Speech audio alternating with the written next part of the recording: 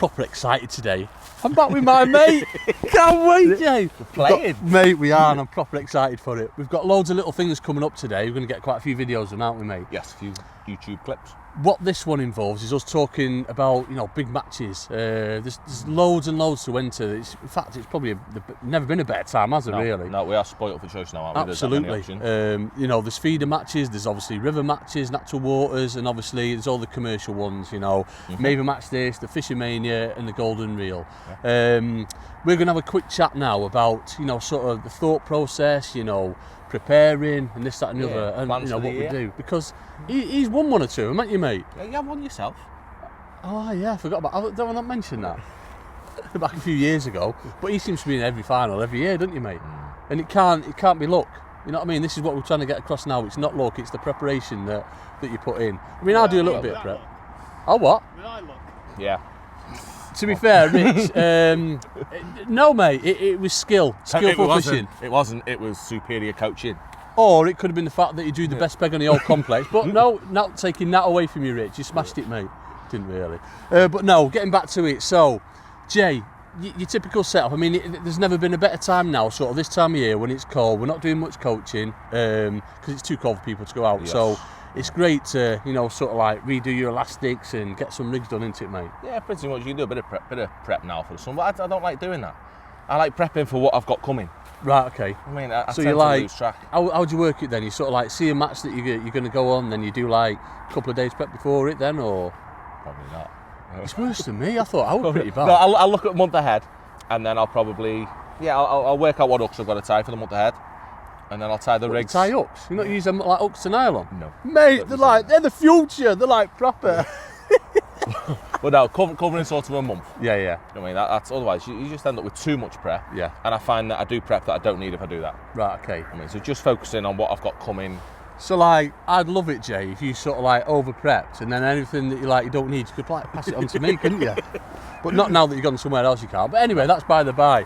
So we've got what have we got first? We've got sort of like Tunnel Band coming up, haven't we, March time? Yeah, Fish Show March has got a couple of fish shows and a couple of golden reels, I think. So what do you reckon that's going to be? Is that still going to be like dubbing kind of thing? Who knows? I've spoken to a few people about this, and Tunnel's the one that we sort of focus on to start with because that's the first match of the year for me. As a rule, it's the first big qualifier. And I've seen both sides of it. Yeah. I've seen almost breaking ice and dobbing bread to win the match. And 2 years ago, I saw 180 pound of cast of shellfish. So even like early on, it was middle of March. It was probably 2 years ago, and it fished. It was nice and warm, and it fishes. I remember that one when you qualified. That was a couple of years ago, wasn't it? When you dobbed. Well, that was dobbing bread. That's when it was winter. When it was like I winter. just drew an epicenter that. I mean, we don't know what the weather's going to do. It's like up and down all the time. It's like I was in my t-shirt the other week. I was in my house, like. No. I mean, it's been like proper mild, hasn't it? We're not really. I mean, it's proper cold today, but we've been having like warm weather. Up to Christmas, it's been really good, hasn't it? But the fish have been having. You can't prep that far in advance for the big matches. Yeah. Just because you don't know what you're going to get. Right. Okay. So it's all about choosing the venue and then doing the prep to suit for like that following week. Yeah, pretty much. Yeah, have a look. I don't go with. I don't know about yourself. I don't go with choosing venue because it's a venue I like. Yeah. If it's a venue, you go anywhere. See, I don't know, my thought process is changing in that respect. I don't tend to go if it's further than like an hour and a half, 2 hours away. Yeah, travelling can be a contributing factor. We're spoiled in that respect, Jay. We've got so many venues run by us, haven't we? Yeah. We don't really need to go further than like an hour and a half, 2 hours. No. So I'd personally pick a venue closer to us. Yeah, I mean, 2 hours driving's my choice, unless there's nothing, and then I'll go further afield. Definitely. But I'd say you don't need to, I'm not about getting to venues that I'd prefer. To me, my favourite venues in the world are probably Herringborough. In fact, Herringborough, I've never won any big match there ever. I mean, I've never won any qualifier there. So it's not about your favourite venues that you like.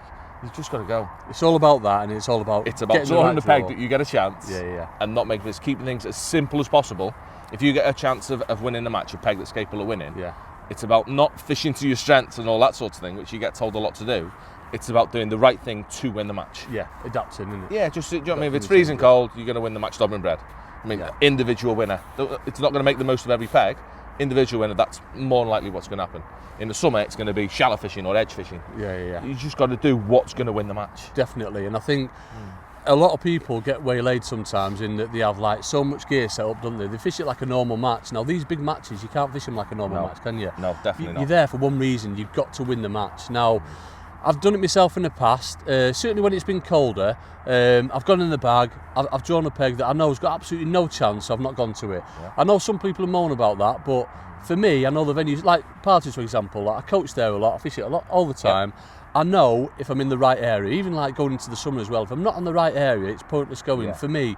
Now I know, like, you might think, well, you never know, like fish swim, this, that and the other, but when you know, you know. And then when you get like that half decent chance, that's when you makes you ever so keen, doesn't it? Absolutely. Then it's game on. And then it's just a case of like not overcomplicating it. You see anglers overcomplicating things, don't you, all the time?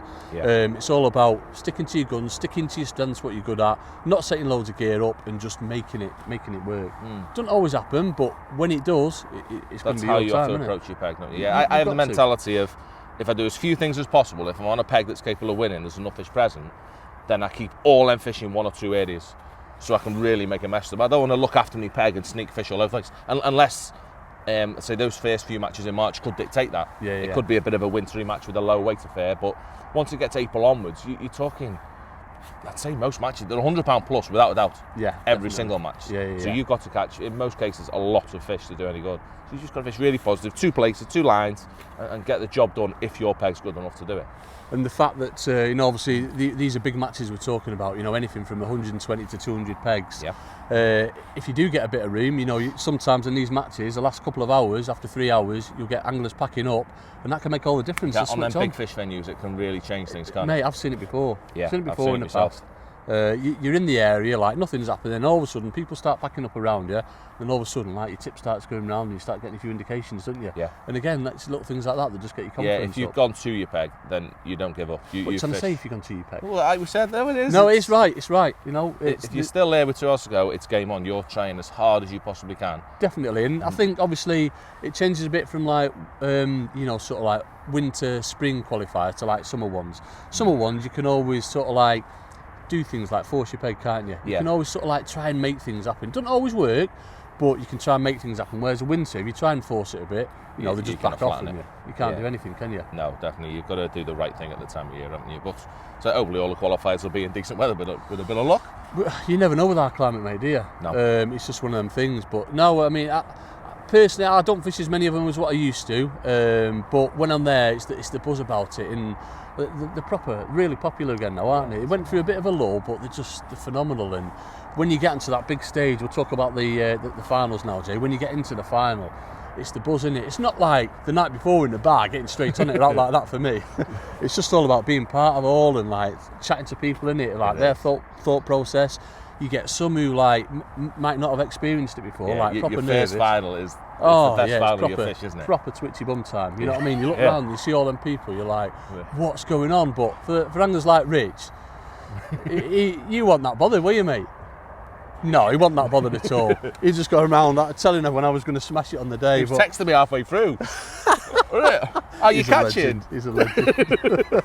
But no, it's all about being calm the night before, not having too many drinks or anything like that, is it? Just being sensible, but not getting too nervous. At the end of the day, it's just a fishing match, isn't it? Yeah. All right, there's loads of cameras, like these ones here, loads of cameras on you, lots of people watching you, but it's just a match. You've got to treat it like that. Of course it is. I think it's the first sort of half an hour. When you get that first fishing net, you settle down. Yeah.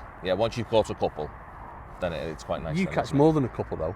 I've been bottom of the pile a few times to start the first half hour. But yeah, you said it there as well. You've been at the bottom, but you're still in it. So you can come from first half hour.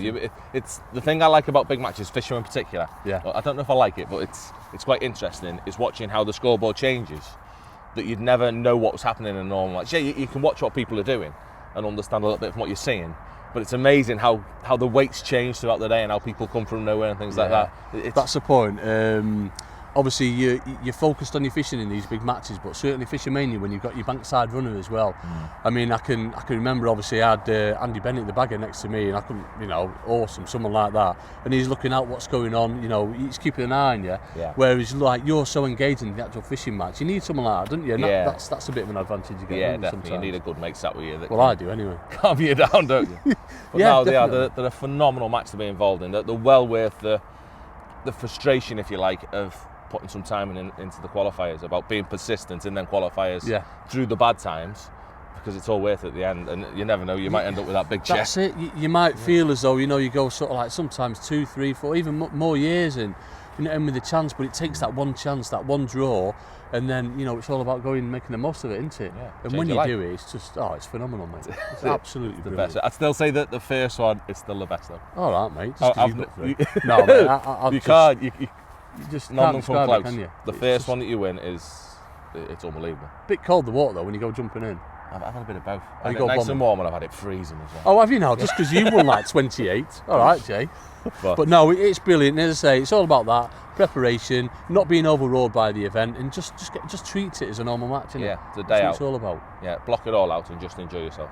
And then come and have a word with me or Jay, and we'll put you right. Tell you if you're next to us to not even bother going until we've got spare pay. Jay, we've got our brekkie on, haven't we? Should we go and get our brekkie? Have a breakfast, It's a bit innit? cold. We need to go and eat.